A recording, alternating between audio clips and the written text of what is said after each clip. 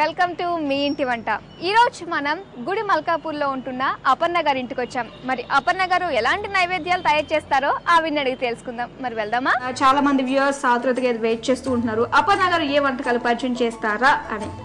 మరి మాకు ఏ వంటకాలు పరిచయం చేస్తున్నారు? ముందుగా ఏ వంట? ఒక స్వీట్ ఐటమ్, ఒక హాట్ ఐటమ్. ఓకే, హాట్ తర్వాత.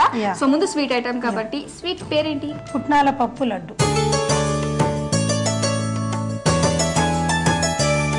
ఓకే, మరి అయితే దానికి కావాల్సిన పదార్థాలు చెప్తారా? చెప్తానండి. జీడిపప్పు ముక్కలు, బాదం పప్పు, నెయ్యి, ఇలాచీ పౌడరు, పంచదార పొడి, పుట్నాల పొడి. ఓకేనండి, కావాల్సిన పదార్థాలన్నీ చెప్పేశారు కదా. సో అన్ని కూడా మనకి ఇంట్లో ఉండే దొరికేవి ఈజీగానే. సో మరి ఇంకా మనం లేట్ చేయకుండా స్టార్ట్ చేసేద్దాం. లడ్డూలకి ముందు చేద్దాం. మిక్స్ చేసుకోవాలన్నమాట. మిక్స్ చేసుకోవాలండి.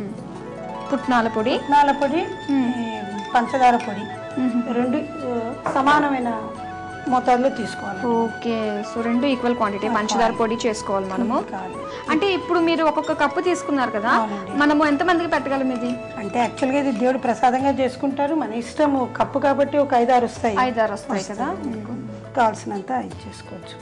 అలాగే ఇలాచీ పౌడర్. ఇలాచీ పౌడర్ అంటే మన సైజు లడ్డును బట్టి. సపోజ్ పెద్దది అనుకోండి, ఎక్కువ రావు.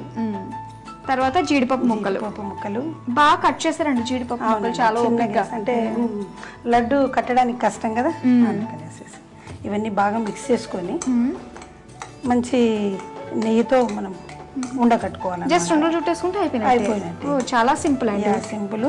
వరలక్ష్మి వ్రతం అప్పుడు నైవేద్యం పెడతారు అనమాట.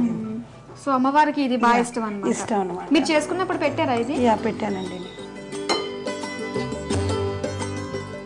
కానీ నెయ్యి మాత్రం మనం జాగ్రత్తగా చూసుకుని వేసుకోవాలి, ఎందుకంటే మన కన్సిస్టెన్సీ రాకుండా ఉంటుంది అప్పుడప్పుడు ఎక్కువైతే. అది మాత్రం సో ప్రాబ్లం లేదు, మనం ఉంటది కాబట్టి మనం కలిపేసుకోవచ్చు. అది జాగ్రత్తగా కలుపుకోవడం మంచిది. కలుపుకోవాలి. ఓకే, సో అలా కలుపుకుంటూ ఉండాలన్నమాట. అన్ని బాగా మిక్స్ అయిన తర్వాత ఇలా లడ్డు లాగా కట్టుకోవాలి మనం. సో మీరు ఎంత సైజు లడ్డూలు చేస్తున్నారు?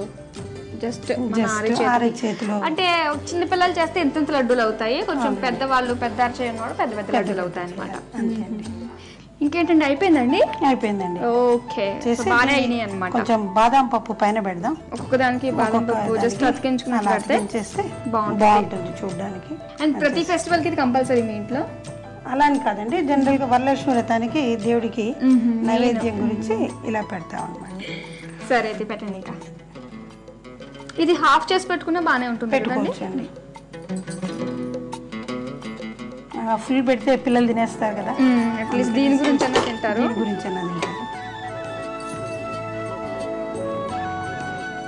వావ్, ఇది పెట్టంగానే లుక్ కంప్లీట్ గా చేంజ్ అయిపోయిందండి కదా. సో ఇంకా రెడీ అయిపోయింది మరి. అండ్ మనం కూడా టేస్ట్ చూడాలి కదా మరి ఎలా ఉందో. సో లాస్ట్ వరకు నేను ఆగలేను, ఇప్పుడే మనం టేస్ట్ చేసేద్దామండి. ఇద్దరం కలిసి టేస్ట్ చేద్దామా? ఓకే అండి, తీసుకోండి. ఫస్ట్ మీరు టేస్ట్ చేయండి.